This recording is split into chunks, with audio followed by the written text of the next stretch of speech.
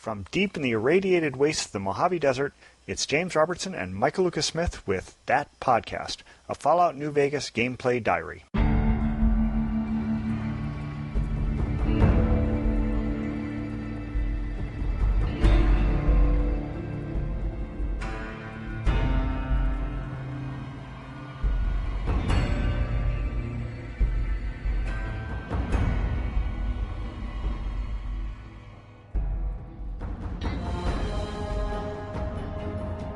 So, I found out something interesting about the alien blaster.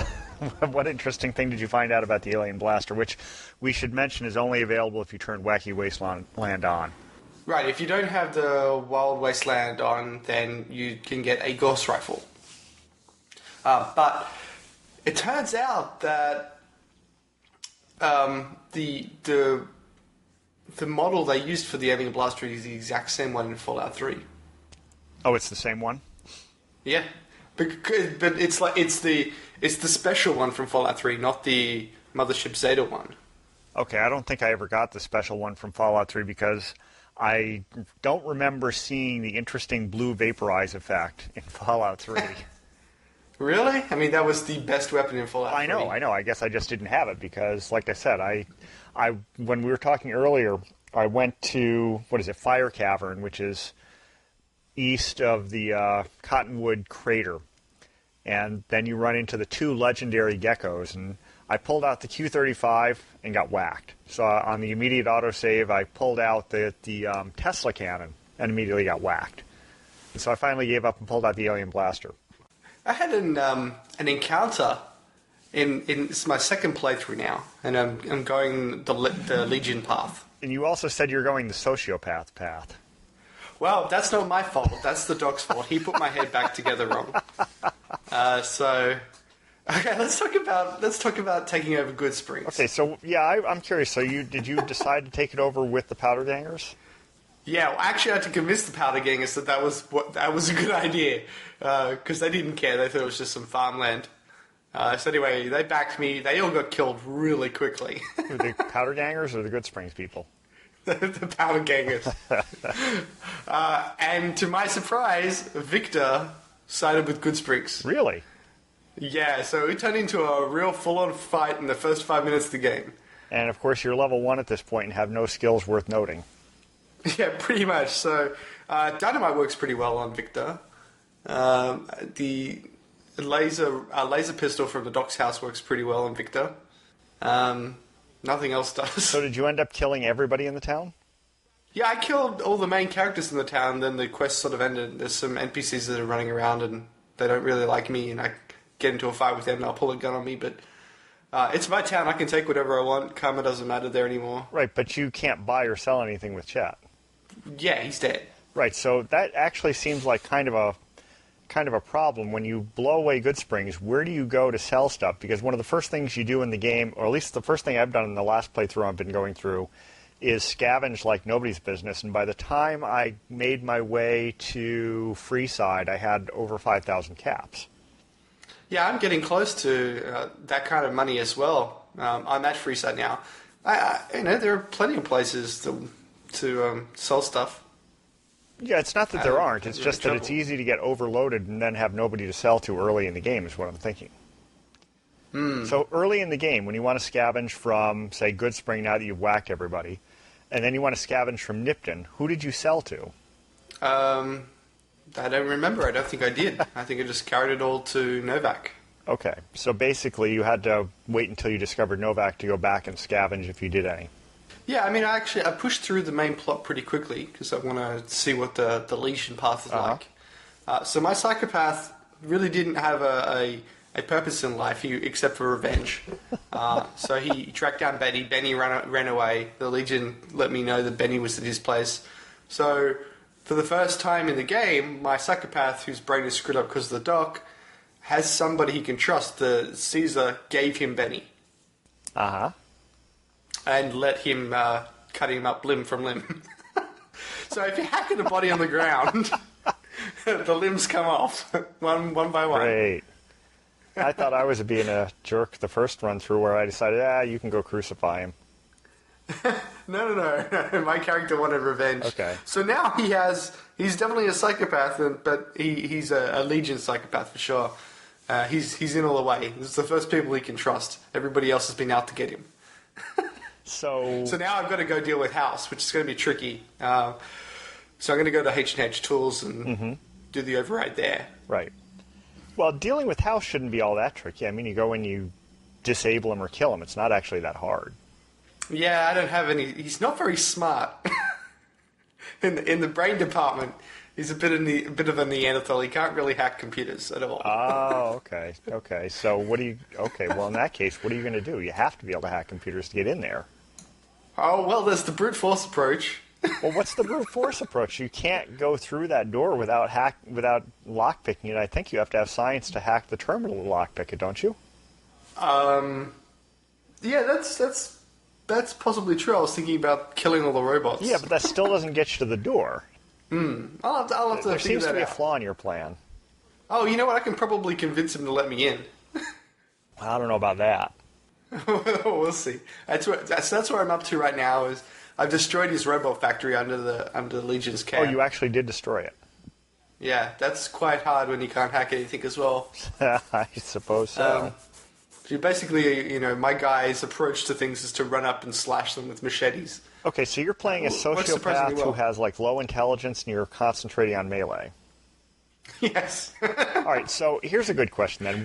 It's a really different thing. I can't win speech battles at all. I don't barter well, and I can't hack terminals. I have good lockpick, though.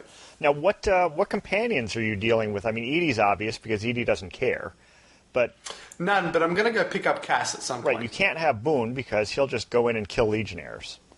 Yeah, he'll kill me because I wear the Legion armor. Right, so he'd kill you. I'm making no allusions to my alliances in this game. If I walk into a place and they don't like Legion, that's tough luck to them. Okay, so you're wearing Legion armor. Yeah. So how well does that play when you're wandering through the NCR territory?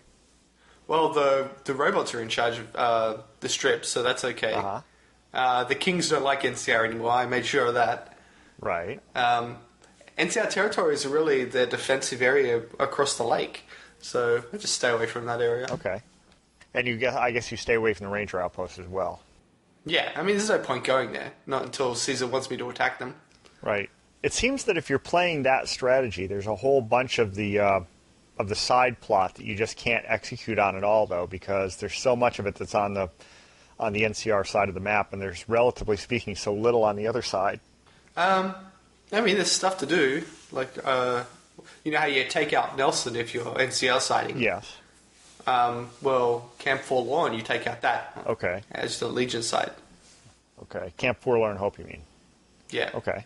No, so there are things going on that are different, and you're right. There's much less game in terms of that, but all of the other side quests, all of the other factions are involved, like the Boomers and the Khans. And now the Khans, you don't have to convince, though. They're already going to side with Caesar, right? Yeah, but they're a great help. No, it's not that they're not a great help. It's just that there's not a whole lot you have to do. They're already on that side. If you're playing the other way, you have to convince them not to go that way. They've already been convinced to go that way. Caesar's got his hooks all through the strip, with Gomorrah and... Oh, well, you can maybe tell me then. What's the... Because the current playthrough I'm running, I'm doing a map exploration thing where I'm deferring the whole main plot completely, kind of like the last time I played Fallout 3, where I explored the entire map, got up to level 30 before I even bothered to engage with the plot. Yeah. With the Omertas, what is the plan involving massive numbers of guns and chlorine? They're going to kill House. Oh, is that what they were going to do? If you go down the wrong speech checks, the chlorine bomb is used to basically terrorize the strip. So they were going to blow. They were going to do a distraction on the strip and then go guns blazing after House. Yeah, it's basically the plan. They don't realize they're working for the Legion. I don't think. They just think they're taking over the strip. Well, they want to get rid of House. Everyone wants to get rid of House. Except it's just strange, after you get rid of House, everyone's like, "Oh, House is gone." I know. It's funny that everybody complains about him until you whack him or disable him. Although disabling him everybody says he's dead after that. Yeah, well, he's essentially dead. What I don't understand, this is possibly something of a Fallout 4. and sort of borrowing from the Fable world, is that you should be able to take over stuff and be known as the person in charge of things. Yes. So, in this game, New Vegas, if you take out House, everybody should recognize you as the person in charge of the strip. If you get on the good side of the king or kill the king, then you're in charge of Freeside, so on and so forth. I think that would have been a really interesting way. And that way, every little pocket of the world could be controlled by Legion, NCR, or you. Mm-hmm. And you could give control to Legion or NCR if you're backing them. Well, you could also say that if you gave enough flexibility to the way they ran the game, although I don't know how hard it would have been for them to make it this way, you could conceivably go in and try to puff up one of the minor tribes to be in a major faction. Yeah, especially if you...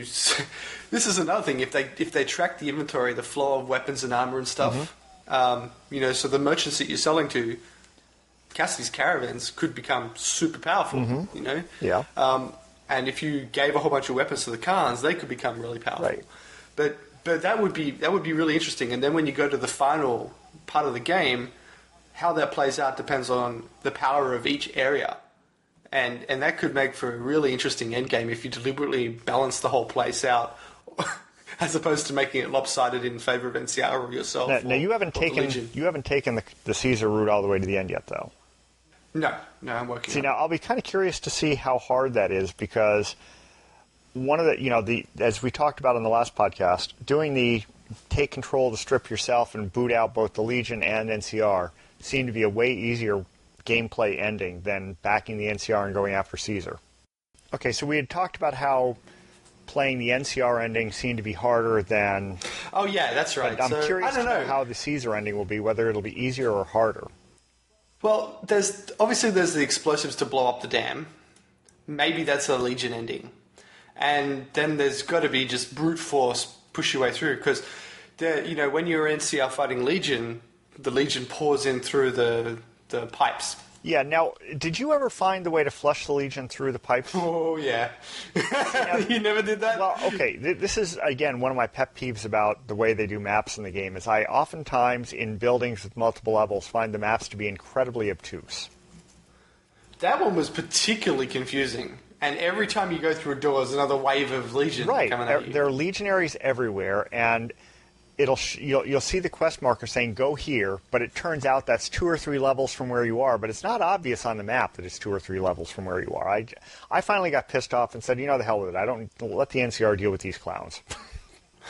Yeah, so you go to the other side of the dam, get outside, and you can see all the water flowing over, and you turn on the release valve, and lots of bloody body parts pop up. So it's outside. It's not inside at all. Yeah. Oh. Yeah, it's a special area. Okay, well, that would explain my whole problem with it. Okay. Yeah, it's not on top on the road area either. It's special area. All right, that's neither here nor there then. Okay. So one other thing I suppose we should bring up is I've been playing now on the PC as well as on the Xbox, because I went ahead and downloaded Fallout New Vegas into for Windows, and I've got a Mac, but I have Parallels. I have Parallel 6, and I have Fallout New Vegas, and I installed it into an XP VM, not because I thought XP would be more stable than Windows 7, because I have a Windows 7 VM as well, but because I figured XP would demand fewer resources from my Mac. And I only have 4 gig of RAM on this thing at this point. I could up it to 8, but since at the point I bought this I didn't have a job, I figured I didn't really need to go out and buy a lot of RAM. So it actually works pretty well, as long as I don't run really any other applications on the Mac side when I'm doing this. If I close out my memory-intensive applications, it runs fine. So, I mean, it was crashing on me fairly regularly. But then I realized, well, I'm running out all the normal apps I run on the Mac. How about if I close all of those and then try just running pretty much the virtual machine, and I'll bring everything back up when I'm finished playing the game. It ran beautifully. It didn't crash anymore. Impressive. I really didn't think that it would work, and I kind of wonder what other modern games work just fine in a virtual machine on the Mac. Yeah, well, you see, this is kind of cool now, because while I like the Xbox, and I like it a lot, for one thing, I'll be traveling fairly soon for the job I have, so obviously I won't have the Xbox with me. But for another thing, on the Xbox, you don't have access to any of the game mods that come out. So, I can now get access to those mods and see if they're worthwhile. and it's portable. Right. So I ran into an interesting encounter that I didn't run into the first time I played through with the blue bottle caps from... Yeah, I finally started paying attention to gathering those in the run-through that I'm doing on the Mac. So, but in the first run-through, when I went to the bottle factory, I hacked their computers and discovered that there was a competition they were running. Yeah. Well, they advertised that they were running, but hadn't actually organised a prize or anything. So this has turned into some sort of crazy thing in 2277. Right, well, the thing is you end up meeting early in the game, you end up having a couple of random encounters from people who talk to you about the blue bottle caps. There's one guy who tends to run into you in Prim, telling you that he's given up searching for the blue bottle caps, or the blue star. And then there's one you have somewhere on the road, typically, where a guy runs up to you or a girl runs up to you. I've had it both ways, where they say, "Did you see that? That person tried to kill me." And then they start opening up on you to steal your blue star caps. Well, actually, I opened up on them. Right, well, that's because you're playing a sociopath, but your first... Yeah, he believes in this crap. When he finds out that it's not real, he's going to be really upset. Okay. Yeah, well, I'm finally paying attention to that one on the run-through I'm doing now, but, there's another area of the map that I'm doing that I wanted to try to run through that I had a problem with. Have you been to Camp Searchlight? Not in this run-through. Okay, but you've been to it. Yeah, and I've done the... those guys who were trying to loot the town? Right, the guys in the church basement. Now, that was a really annoying quest. Well, okay, so here's the question I ran into on the Xbox is I went down and I found them in the church basement, and the only reason I wasn't dying of radiation poisoning is I had the spacesuit from Repcon. And right. I kept popping Rad-X anyway to get rid of the residual radiation that was pouring through. So I go down to the basement, and I find Logan there, and I can't initiate a conversation with him. He wouldn't talk to me. I mean, all he'd do is like any other NPC that has nothing to say. He'll say, random bits of stuff. He's not hostile, but he has nothing to say either. I couldn't do anything with him. I thought, okay, fine, I'm pissed. I'll just kill him and then take the key. But if you kill him, the key isn't there. What key? The key to the firehouse and the police station. Oh, okay. Well, I can tell you what happens. Okay. So he basically says they're looking for radiation suits, which are meant to be in the manifest, but they can't find them. So then you go and check the computer and discover that the supplies never made it there, and they were at Nipton. So okay. You go back to Nipton, talk to the guy with the gimpy legs, and he says that he saw the Legion hiding stuff, stashing stuff up in a cave. So you go up to the cave and you get all the radiation suits, head back to town, and they all suit up, and you go raid the police station. Now, in the police station, there's heaps, and I mean heaps of stuff that's NCR specific, like NCR blaster or NCR radio parts or NCR computer parts. And you have to find all of that stuff. Meanwhile, radiation is ticking away. After you do that, you move on to the fire station, and there you can find 2 Legionnaires dead on the ground and a big source of radiation after you kill a super rad scorpion. It's massive. And their note is that their job was to sneak into town and open up these barrels of waste radiation and just let it loose. And they died on sight doing so, but that's how the town got the way it was. Okay. So then you go upstairs, you loot everything, you bring it back to the guy, and he's like, well, thanks for doing all that, sucker. And he pulls the gun and tries to kill you. Great. So, of course, I kill him. So that's that side quest. Okay. Have you managed to get the Pimp Boy 3 billion? How do I manage to what? Have you got the Pimp Boy 3 million? No, where did that come from? So after you've dealt with everyone inside Gomorrah, or completed the House Always Wins, Right. You go talk to Mick in Freeside, and he'll give you a Pimp Boy 3 billion. And it's gold-plated with diamond studs, Pimp Boy. Okay, so it's like a tricked-out Pip-Boy, basically. Yeah. I've stumbled across this in my first playthrough by accident. It plays some music. Great. When you get it. Oh, I ran into another interesting glitch I should mention on the Xbox. You know how I don't know if you've done this in the playthrough you're doing. I mentioned the Enclave remnants and how you can get the really super awesome Enclave armor from them. Yeah. Which is better than the Brotherhood armor because you won't have all the NCR soldiers that happen to wander by shoot at you immediately for wearing it. Yeah. Well, to get that whole quest going, you have to have Arcade Gannon with you, and you have to trigger the quest by having him in the right places so that you can, he has memories triggered, and then you have a conversation with him. Yeah. So I'm thinking, okay, fine. I'll take him to RepCon headquarters where I'm going to try to find a few things, and maybe, that'd be one of the places that would trigger it. So I fast travel from the Strip to there because I had left him at the Lucky 38. He disappears. Yeah, he's still the Lucky 38, right? He's still well, I don't know where he is. He's nowhere. He disappears. I fast travel, and he's nowhere to be found. So, I had to go back on a save because I couldn't get him to fast travel anywhere. I the only way I seemed to be able to work with him in the game I was playing was to actually physically walk everywhere. As soon as I fast traveled, he'd disappear. Now, from what I understand, I haven't done this, but if you're on the PC and you open up the console, by hitting the tilde, you could type the right command to find out where the idiot is and bring him back, right? Yeah. Right? If you're on the Xbox, you're just hosed. Yeah, don't play on the Xbox. Well, but the big problem here is that once one of your companions disappears like this, you're really screwed because you figure, okay, fine, I'll go back and get Boone or I'll go back and get Cass. But they tell you, three's a crowd, because theoretically, Bozo Boy is still with you, even though he's nowhere to be found. Yeah, you had that happen to you before as well. Yeah, Veronica Santangelo just totally glitched on me the first game. Although it was funny, she disappeared, and then in the fight where I was going across the Hoover Dam to find the Legate, I saw her fighting, and then she disappeared again. So it was like she was glitching in and out. It was really weird. She'd be nowhere to be found, and then she'd be punching someone, and then she'd be nowhere to be found. Awesome. Yeah, it was just the bizarrest thing. Yeah, so I took the perk that gives me stronger melee, but less criticals as well. And yeah, my guy's definitely a slasher. He can get in there and do some damage. See, I no playthrough in either Fallout 3 or New Vegas have I ever bothered concentrating on melee because I just didn't. I don't know. I didn't. Yeah, in my in my final playthrough of Fallout 3, I focused on melee because of the flaming sword, the shish kebab, and the shish kebab, and I could decimate everything with that. Well, that actually does really well against super mutants in Fallout 3. I discovered that even if your melee isn't that good, you can do some really good damage against super mutants with the shish kebab. So it worked pretty well in Fallout 3. I don't see how my guy's actually decent with guns as well. He's just a killing machine, but I don't see how I'm going to be able to deal with death claws in this run through, and I'm not sure I care because this guy isn't really out to liberate the wastelands. Well, but that's what I mean. If you're trying to play a non-sociopath and you were concentrating on melee, I don't know if you could take out the death claws because I don't think you could stand with them.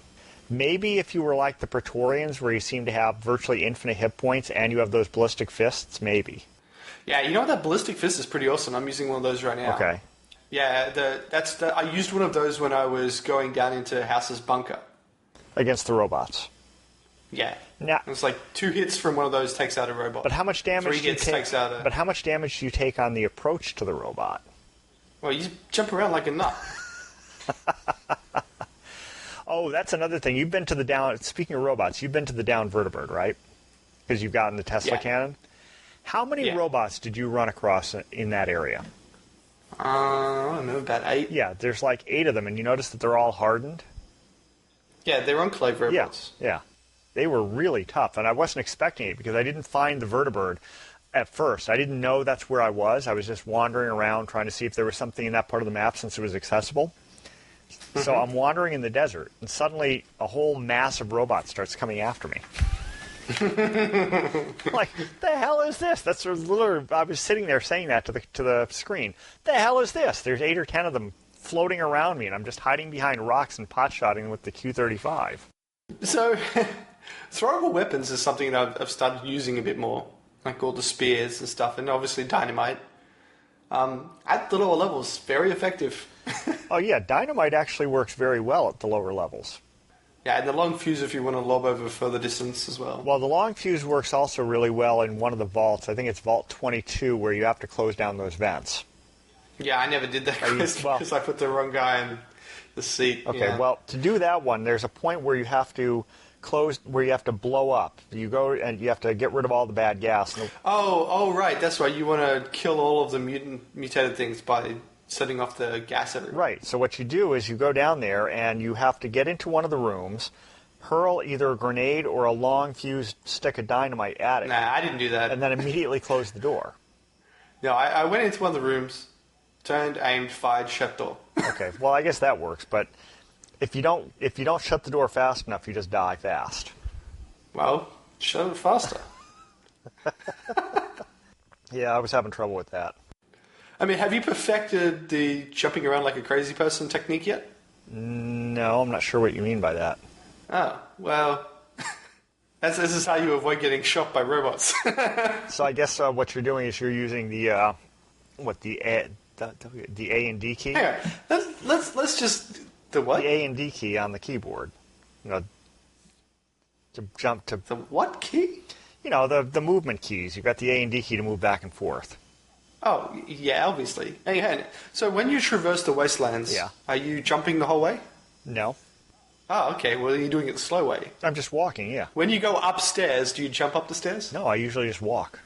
Oh, you're doing it the slow way. When you go downstairs, do you jump just before you reach the stairs so you arc down perfectly? No, No, so you're doing it the slow way. I didn't know there was a fast way exactly. Yeah, traversing the wastelands in both Fallout 3 and New Vegas is all about jumping. So you treat it Jump, like a moonscape, jump, basically. Jump, jump, jump. Haven't you noticed how weird the gravity is? Well, I've also noticed how weird things are when people die. Sometimes the bodies get stuck in the weirdest positions. Jump, jump, jump, jump, jump.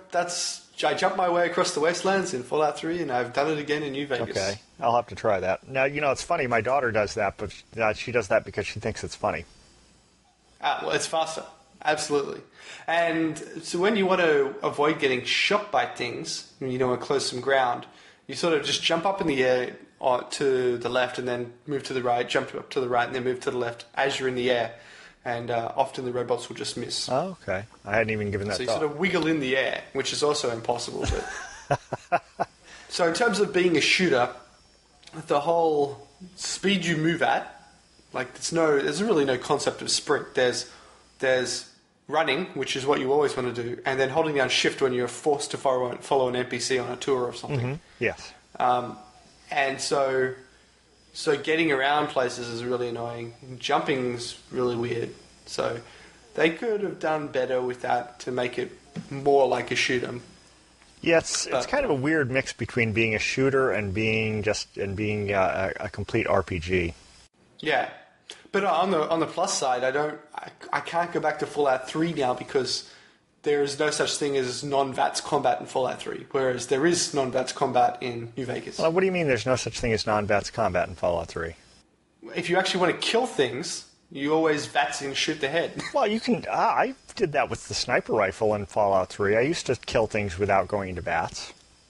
That's surprising because it's so much easier in New Vegas to actually aim at. Well, it is with the non-sniper rifles. With the sniper rifle, it's easier in both games. Ah, okay. Well, I guess the sniper rifle actually does have a scope. Right. My favorite weapon is the sniper rifle. Yeah, so now we have the iron sight. It makes everything a lot more interesting. Yeah, you're right. That didn't exist in Fallout 3. But the sniper rifle exists in both games, and you can snipe somebody from a distance in Fallout 3 with the sniper rifle. Yes.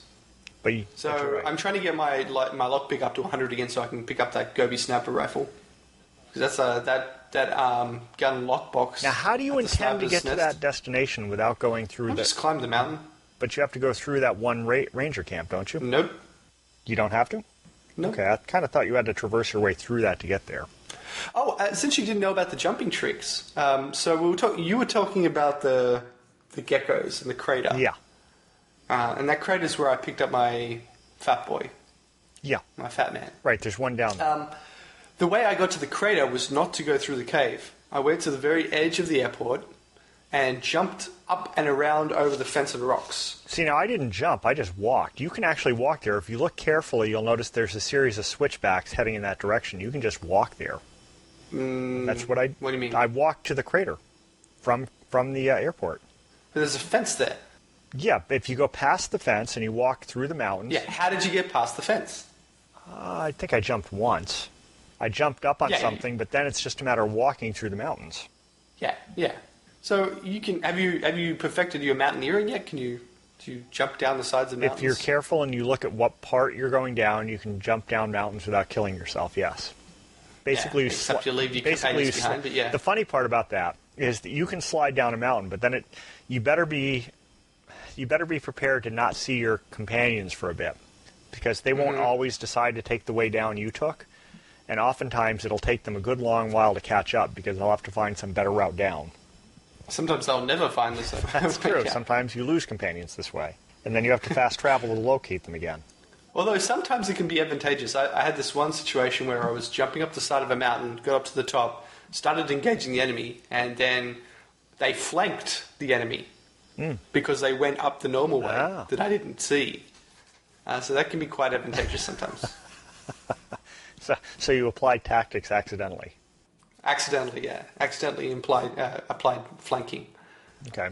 Well, I think on that note, happy jumping, not happy trails. Yep. Sounds good to me. Well, it's really happy times, but I guess I'm never going to get that right. No, apparently not.